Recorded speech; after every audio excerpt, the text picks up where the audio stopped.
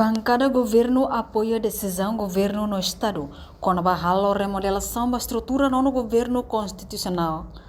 Segunda-feira, deputado Patrocínio Fernandes Dehan, bancada governo apoio no hacrug da decisão chefe estado José Ramos Horta, nebe hakarak halo remodelação da estrutura governo da CNN, no idene competência chefe estado hodi halo diak ba povo Timor-Leste.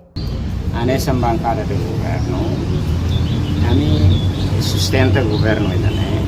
Ao mesmo tempo, a bancada do governo forma o partido Rua, partido CNRP ou partido PD, meu platena. O presidente do partido Rua é o líder, primeiro-ministro e vice. Deixam que até no dar bancada do governo, a mim apoio de saída maca primeiro-ministro se rola no dernine decisão da velha comentário com o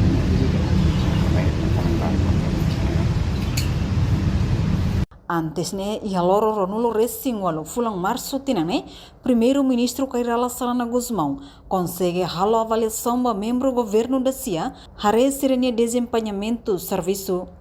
Ia lorong hat fulang janeiro tina rihurua Ronulo Racing hat sefi governo declara onakatak ia fulang março tinane se halo remodelação ba membro governo nebe serviço latuir programa no plano nono governo constitucional niang.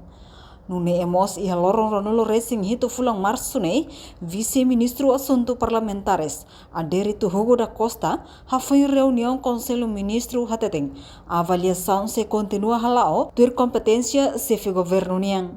Hodi hare pontos ba desempenho serviço ba membro governo Sira to autoridade nível município ho cargo sefia Sira. Enquanto chefe estado José Ramos Horta, o primeiro-ministro Kairala Salana Guzmão, atuhalo avaliação ba membro governo Sira, nune ebele garante prestação serviço hodiak servi povo Timor-Leste. Presidente Horta, hato declaração ia nini discurso e aniversário Polícia Nacional Timor-Leste, badala Ronulo Racing hat, ia unidade especial Polícia Baru Pitedili, quarta-feira loro Ronulo Racing hito, fulang março tinang Tuir Horta, membro governo nebe serviço ladiak, tem que remodela, no muda fali basirnya fating, nebe merece basira atuhalo serviço, e a liang inglês dehang, right man on the right place. Reportagem Melda Fátima, Televisão Timor Post.